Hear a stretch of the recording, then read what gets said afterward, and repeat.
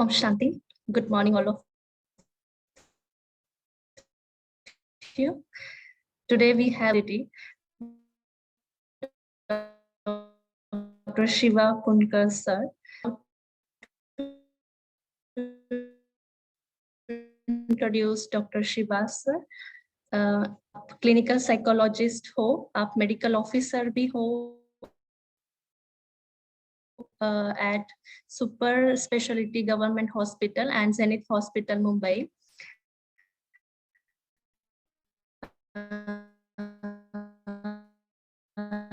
Your education is your university and have done counseling and university. You are honored with a lot of awards, sir. We will love to introduce that which one Maharashtra 2022. You are awarded with Honorable District Collector of Amravati 2021. You are awarded by many more politicians from since to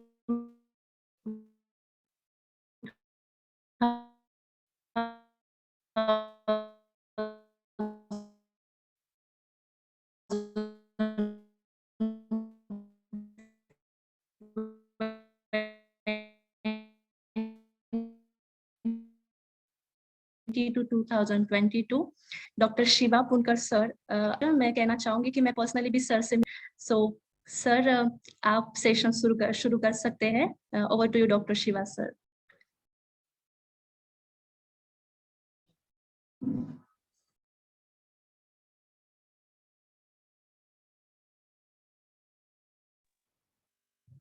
ओम शांति. Good morning to all of. ये अपना जो session है IVF and IU है, उसमें psychological जो deformities आती है उसके बारे में है. तो first we have to focus on इसमें प्राइमरी क्या क्या आ सकता है. ये अभी कंसर्ट वैष्णवी दीदी सब पेशेंट भी है इसमें या अपने सब बीकेज है?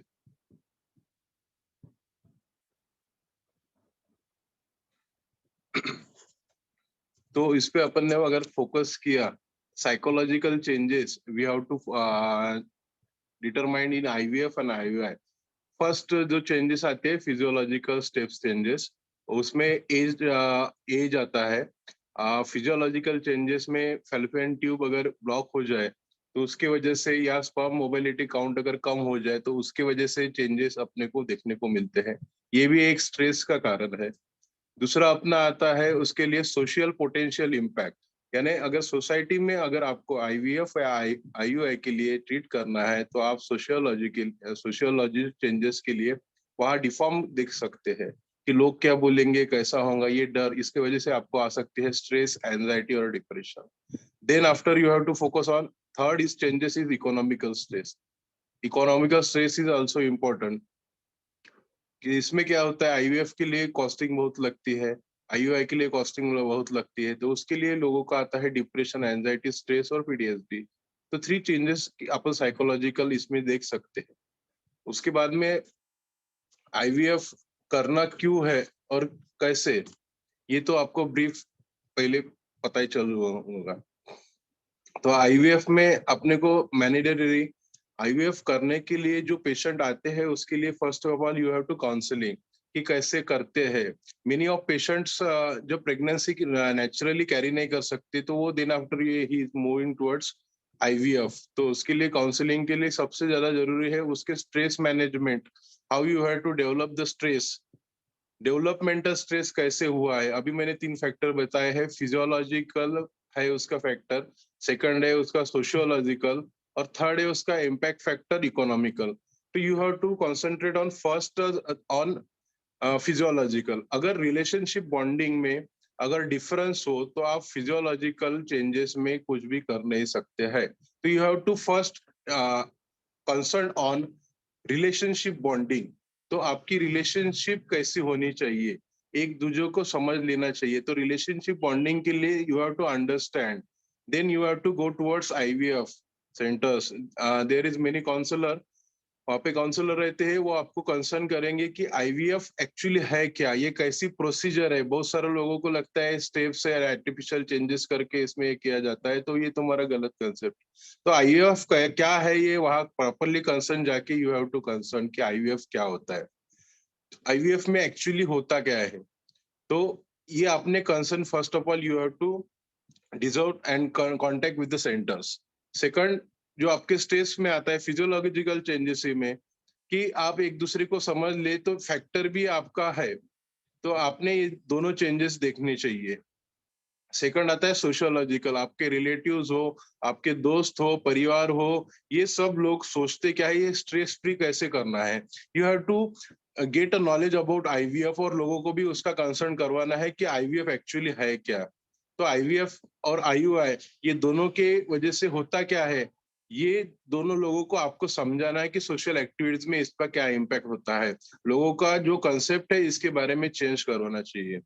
सेकंड, उसके इसमें आता है डिप्रेशन, कि बहुत सारे लोग अपने को कुछ बोलेंगे, ये सब कुछ कहेंगे, तो इसकी वजह से आपका डिप्रेशन बढ़ रहा है। तो डिप्रेशन के लिए you have to concern with your doctor, talk with your doctor, talk with many counsellors are there, उनके साथ में आपने बात करनी चाहिए। You have to exercise, first of all you have to exercise, then after you have to go to a new magazine, new research on IUF and IAI. You have to update yourself first to get out from depression. Then after, third factor is anxiety, कैसे होगा, क्या होगा, ये सब चीजें उसमें आ जाती है सोशल में, कि लोग क्या बोलेंगे। ये फॉर एग्जांपल लोग क्या बोलेंगे, it is a social anxiety reforms. तो ये सोचने के लिए आपको खुद को टाइम नहीं देना है कि लोग क्या बोलेंगे और क्या होगा। आपको ये देखना है कि अपने खुद के लिए अपने को क्या करना है। जैसे अभी बाबा ने भी बताया कि बीती के बीती कर देना ही सच्चा पुरुषार्थ है। तो जो बात हो गई है उसको छोड़ के अपन आगे क्या कर सकते हैं और क्या करेंगे, इसके ऊपर अपने को ध्यान देना है। थर्ड आता है इकोनॉमिकल स्ट्रेस, इकोनॉमिकल फैक्टर, उसमें भी स्ट्रेस आता है और एंजाइटी आता है। कि स्ट्रेस अकॉर्डिंग टू इकोनॉमिकल, क्योंकि मेनी ऑफ आईवीएफ आल्सो 1%, उसमें चांसेस हो सकते हैं। तो वही चांसेस लेके अपन ये सब कर रहे हैं, तो इकोनॉमिकल भी बहुत लोगों का फैक्टर होता है। Then you have to focus on how to get stress, anxiety, depression rule out. Many of patients IVF में या गायनेक में प्रेगनेंसी को लेके बहुत सारे पेशेंट को डिप्रेशन सर्वाइवल देखा गया है। इंडिया के रेशियो में देखा गया है तो 35% of depressive patient is concern with IVF. So then in that case 35% there is a rule, 28% that is in anxiety, get a 48% in a depression, and the rest of get in stress. तो उसमें भी अपने को depression इसमें ज्यादा दिख रहा है। तो डिप्रेशन के लिए क्या करना चाहिए? डिप्रेशन के लिए आपने सबसे पहले डिप्रेशन का मोड चेक करना है। अगर प्राइमरी ग्रेड मोड में आप हो, यानी लगता हो, कभी उदास लगता हो, कुछ करने की इच्छा नहीं हो रही हो, किसी से बात करने की, अकेले रहने की इच्छा हो रही हो, ज्यादा नींद आती हो, कुछ काम करने का नहीं, खुद की तरफ कुछ निगेटिव पॉइंट की वजह से देखने का हो, तो ये सब चीजों के लिए ये प्राइमरी ग्रेड में हो। सेकेंडरी ग्रेड में अगर हो तो आपको कंसर्न करना चाहिए काउंसलर से। और टर्सरी ग्रेड जिसको एमडीडी बोलते हैं हम लोग, तो उसके लिए भी आपको कंसर्न करना चाहिए डॉक्टर्स को। उसमें भी आपको दो फैक्टर आते हैं, you have to counselling then medicate. तो ये डिप्रेशन में निकलने के लिए आईवीएफ के डिप्रेशन, ये प्रेगनेंसी में रहने में फर्स्ट अपन डिसऑर्डर देख रहे हैं डिप्रेशन, तो उससे बाहर निकलने के लिए फर्स्ट स्टेज में आप अगर हो तो you have to meditate yourself.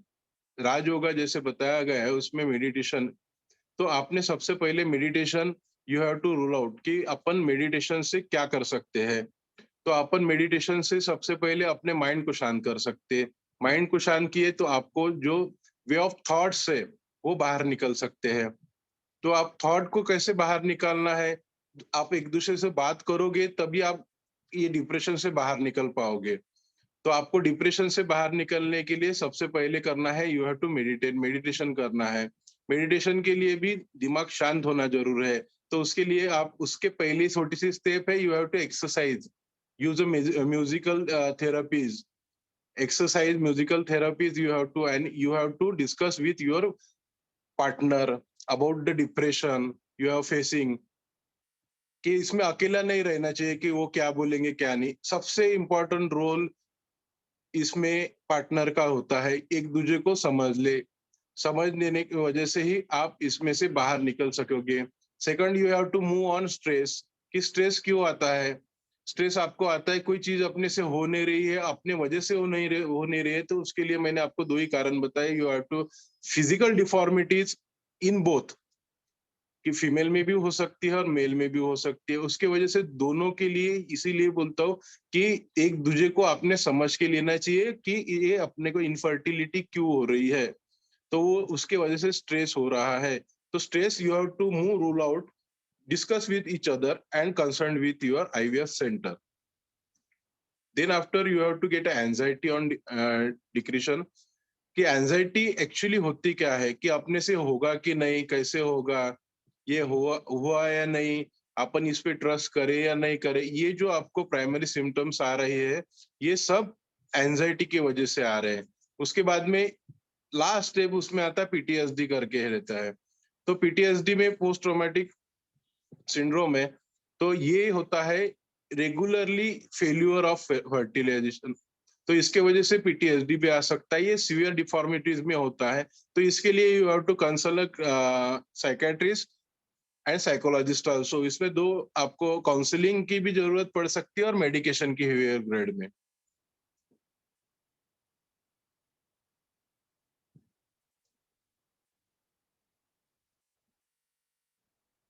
तो ये अपना आईवीएफ और आईयूआई, इसके कंसर्न में primary indication of disease concern psychological अपन अभी अभी ज्वाइन करेंगे।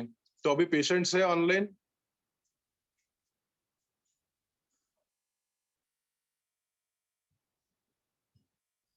किसी को कुछ पूछना है अभी? You have to let's just talk, जब बात करोगे तभी आप रूल आउट कर सकेंगे हर एक का सोल्यूशन। मैंने ये ब्रीफ आपको प्री लाइन बता दी है कि एक्चुअल में ये कंसर्न में क्या क्या हो सकता है, क्या क्या हम लोग अभी पेशेंट देखते हैं। नंबर ऑफ पेशेंट्स कभी डिस्कस नहीं करते, ये उनकी वजह से उनकी दिमागी हालत, जैसे आपने फिजिकल के लिए आप मेडिसिन लेते हैं, वैसे मेंटल हेल्थ के लिए भी मेडिसिन और काउंसलिंग इट इज इम्पोर्टेंट। तो काउंसलिंग यानी way to way concern, you have to concerned with your counselor, that is best part to get out from depression, anxiety, stress disorder, many mental disorder, that is important. You have to communicate with your partner or your other social activists to get a change one's real. And then after you have to consult with your counselor for a better improvement of your mental health.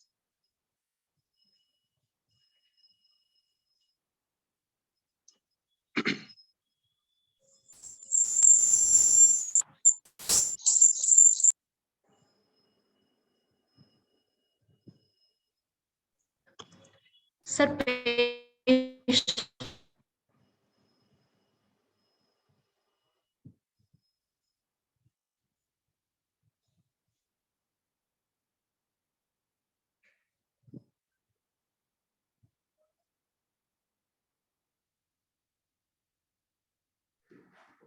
ओम शांति। अगर किसी के कोई प्रश्न हो तो जरूर पूछें, डॉक्टर साहब आपके लिए वेट कर रहे हैं। तो आप क्वेश्चंस एड्रेस करोगे, फिर आगे हम बढ़ेंगे।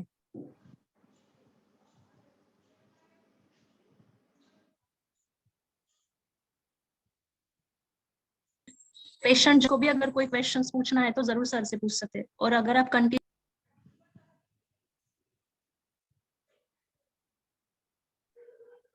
कोई क्वेश्चंस नहीं आ रहे हैं तो हम आगे बढ़ते हैं।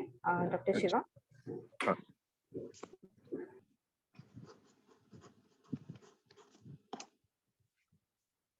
तो अभी अपन सेकेंडली फोकस करेंगे कि आगे चल के ये अपने कंसर्न अपन जो ये ट्रीटमेंट ले रहे हैं, तो उसमें कंसर्न प्रेगनेंसी कैरियर के बाद में आपको क्या क्या करना है। तो उसमें भी अपने को मेंटल हेल्थ के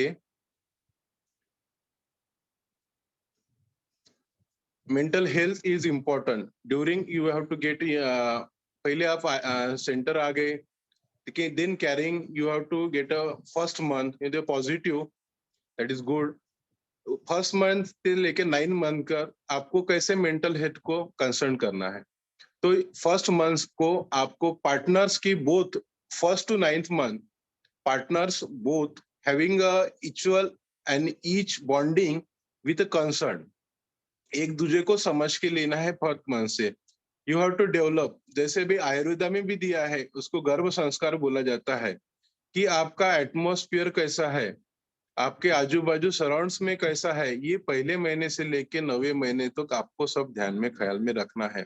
उसमें आपके आजू बाजू में जो सराउंडेंस रहता है it is on a positive. तो अभी सब अपन जो देखते हैं कि आप जो एटमॉस्फेयर में रहोगे वैसे ही उस पर इम्पैक्ट पड़ेगा।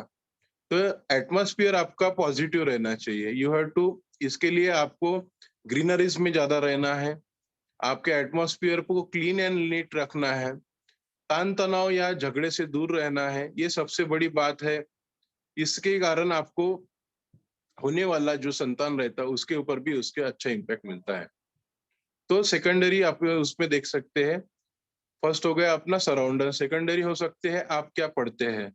यू हैव टू कर्मा, कि उसमें क्या होता है पॉजिटिविटी के, उसमें से आप मेडिटेशन आप डेली कर सकते हैं। राजयोगा जो बताया है मेडिटेशन आप डेली कर सकते हैं।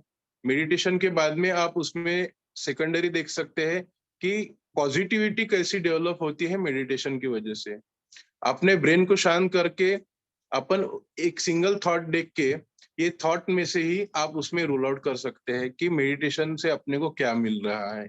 खुद के लिए सोचने के लिए एक अपने को वही टाइम मिलता है कि आप खुद के लिए क्या कर रहे हैं, अपने को आगे चल के क्या होना है, क्या बनना है, क्या करना चाहिए, ये सब चीजें आपको वही टाइम में बाबा के थ्रू इम्पैक्ट हो सकती है।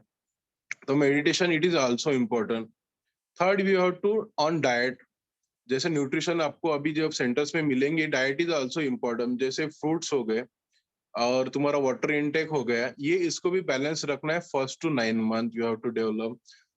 फर्स्ट टू 4 मंथ ये प्राइमरी ग्रेड में सब इक्वल चलेगा, लेकिन 4 मंथ से वो डिफरेंस हो जाएगा।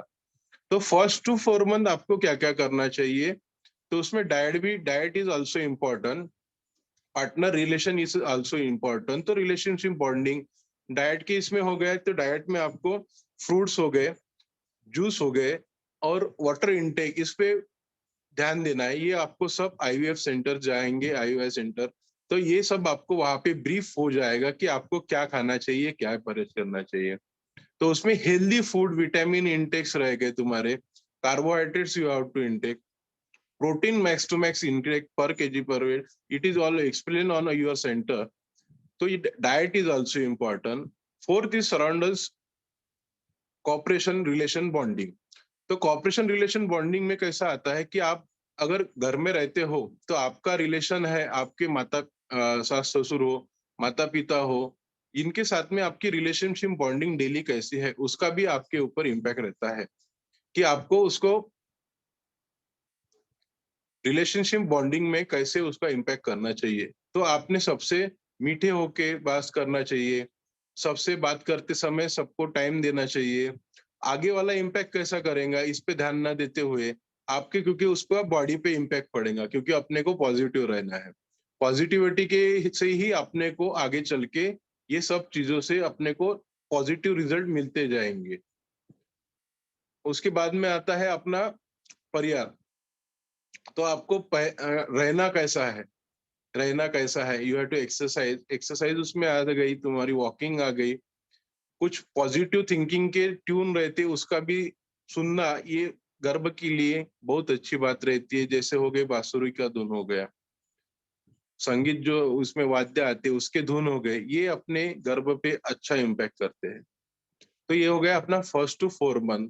Then after 5 month to 9 month you have to get under your gynaecologist, कि आपने गायनेकोलॉजिस्ट के अंडर जाके कि अपने को क्या क्या अभी डाइट फॉलो करना चाहिए, क्या क्या वैक्सीनेशन लेने चाहिए, वो सबसे इम्पैक्ट रहता है। 5th month to 9th month ये डेवलपमेंटल में बच्चे के लिए डेवलपमेंटल की फेज रहती है, ब्रेन डेवलपमेंट, ये सब ऑर्गन डेवलपमेंट इसमें अभी फास्ट प्रोसेस में होते रहता है।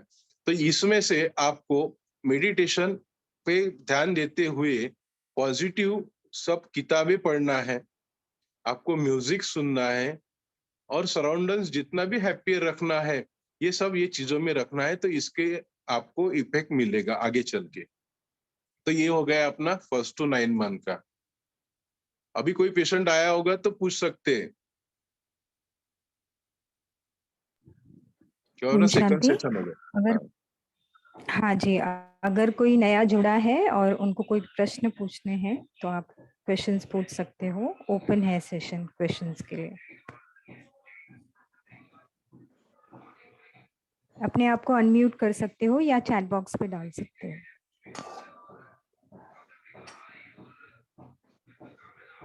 कोई क्वेश्चंस नहीं है, आगे जाके आएंगे तो हम बता देंगे आपको डॉक्टर साहब। ठीक है, तो अभी अपन छोटे टॉपिक पे बात करते हैं कि स्ट्रेस क्यों आता है। आईवीएफ एंड आईयूआई में स्ट्रेस क्यों आता है। मेनी ऑफ पेशेंट, जब पेशेंट अपने पास कंसल्ट करने के लिए आते हैं और डरते डरते हो जाते हैं, तो बहुत बार हमने भी देखा है कि पेशेंट कंसल्ट करते हुए झिझकिचाते हैं बात करने में कि मैं ऐसा क्या कैसे करूं, कि कब होगा, कैसे पूछूं, कैसा पूछना चाहिए, होगा कि नहीं होगा।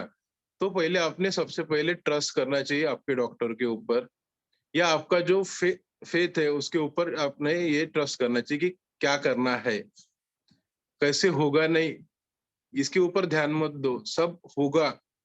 जैसे जानकी दादी भी बोलती है सब हो जाएगा, तो वैसे ही बिलीव करके कि आप आगे चल के क्या क्या होने वाला है उसके ऊपर ध्यान मत दो। You have to start. उसके स्ट्रेस आउट करने के लिए हमें उनको पॉजिटिव इम्पैक्ट देना पड़ता है कि इसके आपको आगे चल के कैसे कैसे आप उससे से रूल आउट करोगे कि अपने को उसमें से पॉजिटिव की तरफ कैसे जाना है। तो स्ट्रेस फैक्टर उनको क्यों आता है कि मेनी टाइम आपने कैरिंग में हुआ नहीं, आईयूआई बहुत टाइम होने की वजह से, फिजियोलॉजिकल चेंजेस होने की वजह से उनको फर्टिलाइजेशन में प्रॉब्लम आते हैं। तो इनफर्टिलिटी के ये सब केसेस देखते हुए तो सबसे पहले उसमें रूल आउट करना चाहिए कि प्रॉब्लम्स कहाँ से है। प्रॉब्लम रूल आउट करने के बाद ये जब जब ट्रीटमेंट चालू होती है, उसके बाद में अपन वो सेशन वाइज उसको काउंसलिंग करते हैं कि how it is important in a rolling with a counselling, कि आपको इसमें से क्या क्या रूल आउट करना है और आपको इसमें से क्या क्या बाहर निकालना है। तो इसमें से आपको निगेटिविटी बाहर निकालनी है, पॉजिटिविटी की तरफ मूव करना है। तो ये देखते हुए अपन आगे बढ़ते हैं डिप्रेशन की तरफ। डिप्रेशन पेशेंट में क्यों आता है। Many of patient getting infertility changes, कि उसमें हो नहीं रहा है, कैसे होगा, क्या होगा, अपने से होगा या नहीं होगा, ये पार्टनर की गलती है, मेरी गलती नहीं है। तो आप एक दूसरे को पहले समझ के लो, समझ के लेने के बाद ही आप वो डिप्रेशन के लिए रूल आउट कर सकते हैं factor. What is you have to rule out, कि आप उसमें से क्या निकाल सकते, उसके साथ में कैसे बात कर सकते। आप वो सेशन छोड़ के, सराउंडेंस छोड़ के दूसरे सराउंडेंस में पहले मूव होना चाहिए। Then after you have to decide, दोनों मिलके सब डिसाइड करना है कि आपको कंसर्न करवाना है या नहीं करवाना है। इसके बाद में आपको डिप्रेशन के लिए ruling out deep and deep it गोन्स, ये होने के बाद में आपने पीटीएसडी भी सुना होगा। ये बहुत सारे मेंटल डिसीजेस इसमें आते हैं, तो आपके लिए उसके वेज है। You have to exercise, breath counting, ऐसे मेनी ऑफ एक्सरसाइजेस है इसमें। आप वो खुद अपने काउंसलर से जाके, या ऑनलाइन सेशन जब रहते, छोटी छोटी ब्रीथिंग एक्सरसाइज रहते, रिलैक्सेशन थेरेपीज रहती, इसका एडमिनिस्ट्रेट आपने मेंटल डिसऑर्डर के लिए ड्यूरिंग इनफर्टिलिटी ये सब करना चाहिए। इट इज एडवाइजेबल कि एक्सरसाइज एंड खुद को समझ लेने के लिए एक्सरसाइज खुद कर सकते हैं, मेडिटेशन खुद कर सकते हैं, रीडिंग खुद कर सकते हैं। ये पाथ आप यूज करके उसको रूल आउट कर सकते हैं। ये simple way on online session only. इसके लिए हमारे पास 128 डेवलपमेंट टेक्निक्स है, उसमें से बेसिकली रिलैक्सेशन टेक्निक अभी सबको पता होंगी। तो रिलैक्सेशन टेक्निक में एक्चुअली होता क्या है, आपको माइंड को सब ऑर्डर फॉलो करने के लिए खुद ही गाइड करते हैं। It is relaxation technique. You have silent mind. Relaxation technique में आप एक बंद कमरे में साइलेंट इसमें बैठे हुए रहते हो। आपका जो इंस्ट्रक्टर है आपको इंस्ट्रक्शन देता है कि रिलैक्सेशन कैसा करना चाहिए। ये पहले इंस्ट्रक्टर के इसमें आप 1 2 3 सेशन कर सकते हैं। उसके बाद में खुद ही खुद रिलैक्सेशन खुद कर सकते हैं। Relaxation technique it is important. इससे आप खुद के माइंड को कंट्रोल कर सकते हैं। और ये फॉलोइंग जो मैंने अभी बताई थी, stress disorder, depression and anxiety and many more mental diseases, ये रिलैक्सेशन टेक्निक्स में एक बेसिक टिप्स में आप रिलैक्स कर सकते हैं। तो इंस्ट्रक्टर आपको फॉलो करेगा। Your body will be relax in after relaxation technique. इसको 15 मिनट लगते हैं। तो 15 मिनट के रिलैक्सेशन टेक्निक्स में आप बहुत सारे उसमें से रिलैक्स माइंड के लिए और रिलैक्स थेरेपी के लिए आप उसे थॉट हो गए या कुछ उसमें वेस्ट होगा पूरा, जो अपने ख्याल रहते वेस्ट, वो सब बाहर निकाल सकते हैं। ये रिलैक्सेशन टेक्निक्स आपके लिए गाइडेड बेनिफिशियरी रहती है। सेकंड टेक्निक बताया जाए तो ब्रीदिंग एक्सरसाइज। जब एंजाइटी के पेशेंट में मैक्स टू मैक्स, ये ऑस्ट्रेलिया के रिसर्च है, 1958 में सबसे पहले जिलियम बोल्स ने ब्रीथिंग एक्सरसाइज डेवलप की थी। तो ब्रीथिंग एक्सरसाइज भी ये खुद कर सकते हैं। Breathing exercise you have to demonstrate under your psychologist कि ब्रीथिंग एक्सरसाइज कैसे करनी चाहिए। तो सबसे आसान तरीका है, जब भी एंजाइटी आ जाए तो एंजाइटी के ऊपर आपने ब्रीथिंग एक्सरसाइज करनी चाहिए। You have to breathe on the count to 1 2 3 4, inhale, then exhale on a 4 5 6 7. That is breathing exercise. It will also help to relax your mind during anxiety and stress. It is not used in depression. Anxiety और stress के लिए आप breathing exercise use करके, ये small tips है आपके लिए। Online session में रिलैक्सेशन हो गया, ब्रीथिंग एक्सरसाइज हो गया, कि आप ये सब कर सकते हैं। तो ब्रीथिंग एक्सरसाइज में भी आप खुद को इसमें रिलैक्स रख सकते हैं। ये सेकंड टेक्निक हो गई। थर्ड हो गई काउंटिंग टेक्निक। ये 1948 में मैक जॉन्स ने लंदन में डेवलप की थी रिकाउंटिंग एक्सरसाइज। जब भी आप एंजाइटी का या पैनिक अटैक का पेशेंट देखोगे तो उसमें आप देख सकते हो उसको बहुत सारी बेचैनी रहती है कि कैसे होगा, क्या होगा, यहाँ एक जगह रेस्टलेसनेस बहुत उसमें सिम्टम रहते हैं। तो ये सब सिम्टम्स देखते हुए, तो ये डेवलपमेंटल टेक्निक के ड्यूरिंग ये रिवर्स काउंटिंग टेक्निक्स के, you have to reverse your numericals 10 9 8 7 5 4 3 2 1 within a second. It is reverse in a counting in 10 times. It will be diverts your thoughts and anxiety and remove your panic attack. Many of patient कि उसमें क्या होता है कि patient में आप देखते होंगे कि रिवर्स काउंटिंग टेक्निक्स के वजह से आपका जो प्राइमरी थॉट्स रहता है वो थॉट एकदम डाइवर्ट हो जाता है। उसकी वजह से आपको पेशेंट को रिलैक्सेशन मिलता है। माइंड को अगर आप जैसे रिसर्च है 2 मिनट्स के थॉट्स के लिए आप माइंड को ओनली 45 सेकंड्स में आप उसको डाइवर्ट कर सकते हैं। Your negative thought will be depress. तो निगेटिव थॉट डिप्रेस हो गया तो उससे वजह से आपको पॉजिटिविटी आएगी। तो पॉजिटिविटी की वजह से आप आगे चल के और उसमें इम्पैक्ट कर सकते हैं। तो ये प्राइमरी जो अपन अभी जो बात कर रहे हैं ये सब कंसर्न रहता है। स्ट्रेस हो गया तुम्हारा, डिप्रेशन हो गया, ये मैक्स टू मैक्स ये पेशेंट्स देखे जाते हैं। और यही काउंसलिंग में, इनफर्टिलिटी में ये 2 पेशेंट्स, ये 3 4 5 या 6 डिसीज के मैक्स टू मैक्स 95% पेशेंट यही रहते हैं। तो इसके लिए अपन ने प्राइमरी ग्रेड पे इंट्रोडक्टरी ये सब डिसीज के बारे में भी बात की, इसके कंसर्न के भी बात की, और primary tips and solution, that is tips, that is relaxation exercise you have to administrate, breathing exercise you have to administrate, reverse numerical is also accelerated, and fourth one you have to consult your psychologist nearby you or consult with us for a relaxation and your solution techniques. Thank you. Rest 15 minutes is there, 20 minutes, sorry. Anyone? अभी किसी को question हो गए या कुछ solution के लिए या कोई कंसर्न के लिए बात करनी हो तो अभी अपन 20 मिनट में कर सकते हैं। ओम शांति सर। ओम शांति। ये मेरी सेकंड आईवीएफ साइकिल है और अच्छा। रिजल्ट मेरा कुछ दिन पहले ही अभी 28 को ही पॉजिटिव आया है। तो 13th को मुझे फर्स्ट सोनोग्राफी के लिए बुलाया है। तो बीच बीच में एंजाइटी होती रहती कि सब ठीक होगा कि नहीं, क्या होगा। हाँ, तो जैसा कि आपने बताया अभी, उससे काफी हेल्प मिली कि ब्रीदिंग एक्सरसाइज कर सकते हैं। हाँ। और सर इसका कुछ लिंक वगैरह मिलेगा क्या जो हम ऑनलाइन जैसे देख के कर सकते हैं? ब्रीथिंग एक्सरसाइज के लिए आप देखो, ब्रीथिंग एक्सरसाइज अभी पे अपन कंसोल में भी कर सकते हैं। You have to inhale in your one count, 1 2 3 4, that is inhale, ठीक है।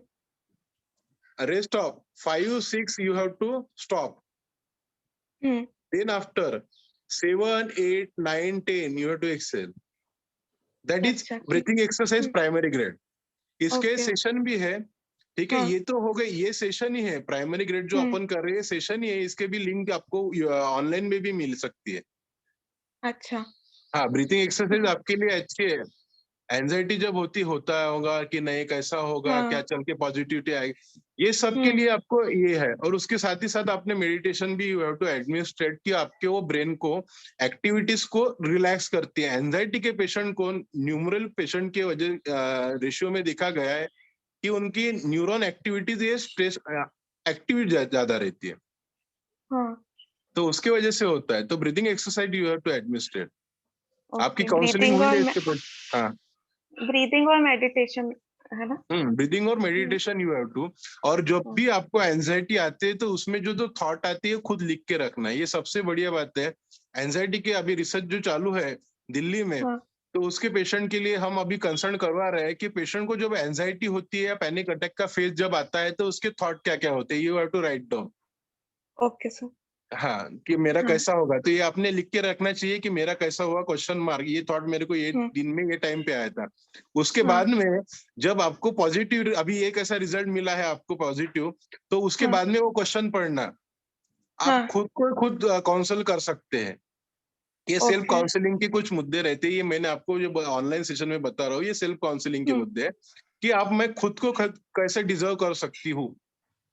ओके कि सर। मैं तभी वैसे सोच रही थी लेकिन आज मेरे पास है तो मैं गलत सोच रही थी। तो ये रिवर्स बैक आप खुद ला सकती खुद को। हाँ, बीच बीच में पॉजिटिव थॉट्स भी आते हैं और बीच में ऐसा एंजाइटी होने लगती है।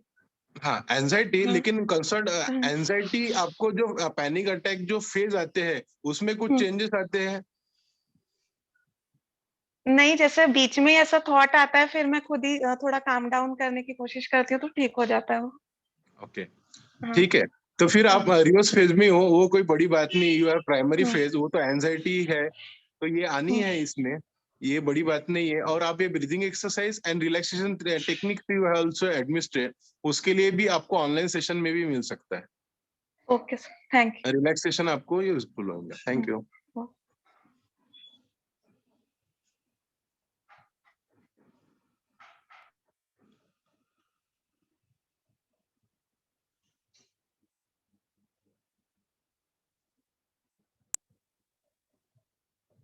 और किसी को कोई क्वेश्चन पूछना है सर से? पर्सनली भी आप पूछ सकते हैं।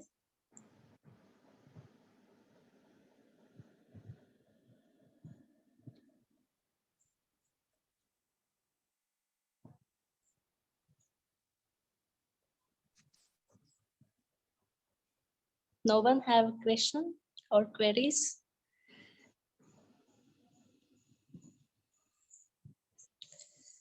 क्या सर आप और कुछ बताना चाहेंगे? बस ये रिलैक्सेशन प्राइमरी टेक्निक्स तो इतनी बता सकते हैं अपन ऑनलाइन सेशन में। देन आफ्टर उसके बाद में जब पेशेंट 1-to-1 रहेगा तब अपन टेक्निक्स अकॉर्डिंग टू पेशेंट्स, मतलब उसके जो सिम्टम रहते हैं उसके ऊपर उसको अपन टेस्टिंग देके और काउंसलिंग कैसी करनी है, ये उनके कंसेप्शन के ऊपर क्लियर होता है।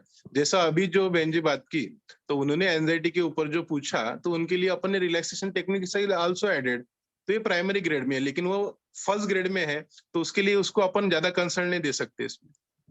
जी, किसी को भी कोई पर्सनल क्वेश्चन भी पूछना हो तो आप जरूर पूछ सकते हैं। या फिर बाद में भी सर से कांटेक्ट करके क्वेश्चन पूछ सकते हैं। तो या हम वाइंड अप करेंगे। Yes, hello Om Shanti. Thank you so much sir, आपने ओम बहुत शांति। बहुत इम्पोर्टेंट गाइडेंस हम सबको दिया। स्ट्रेस क्या है, डिप्रेशन क्या है, रिलैक्स थेरेपी क्या है, ब्रीदिंग एक्सरसाइज कितनी इम्पोर्टेंट है, बहुत सारी चीजों से हमें गाइडेंस किया। और हम चाहेंगे कि IVF का जो हमारा न्यू प्रोजेक्ट लॉन्च हुआ है, इसमें आप हमेशा बार बार हमसे मिलते रहे और आपका गाइडेंस हमें बहुत वैल्यूबल रहेगा। Thank you so much. Session wind up होने से पहले हम थोड़ा 1 मिनट मेडिटेशन करेंगे, एक सॉन्ग प्ले होगा, उसके बाद हम सब एक दूसरे से विदा लेंगे। ओम शांति।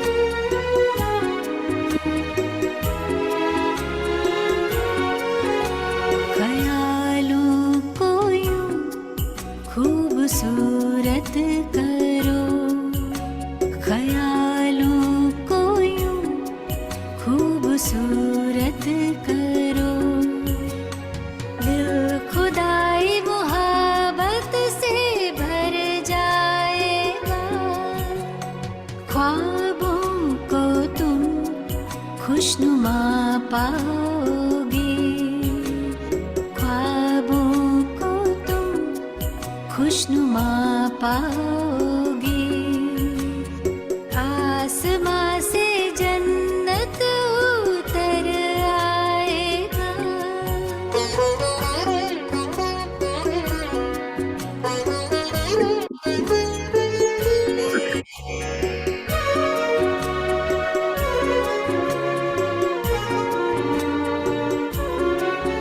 इन ख्यालों में ऐसी है ताकत भरी, मोम पत्थर को कर दे वो कारीगरी, ये बना दे फरिश्ता ये हूर और परी, क्या गजब की है इनकी भी जादूगरी, इनसे सारे जमाने की खिदमत करो, इनसे सारे जमाने की खिदमत करो, खुद दुआओं से दामन सवर जाएगा, ख्यालों को यूं खूबसूरत करो।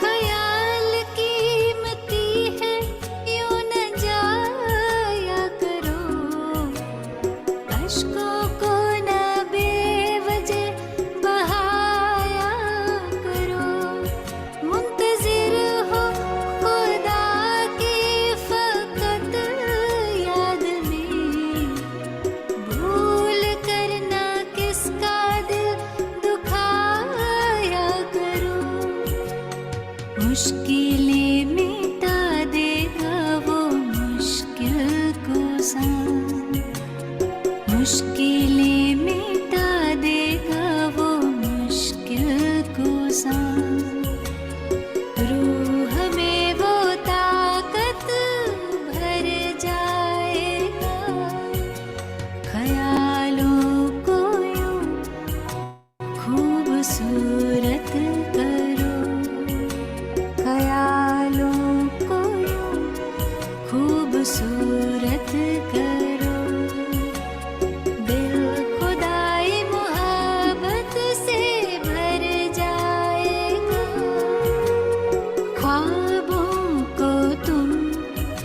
खुशनुमा पाओगे, ख्वाबों को तुम खुशनुमा पाओगे, आसमां से जन्नत उतर आएगा, ख्यालों को यूं खूबसूरत करो, ख्यालों को यूं खूबसूरत करो, ख्यालों को यूं खूबसूरत करो।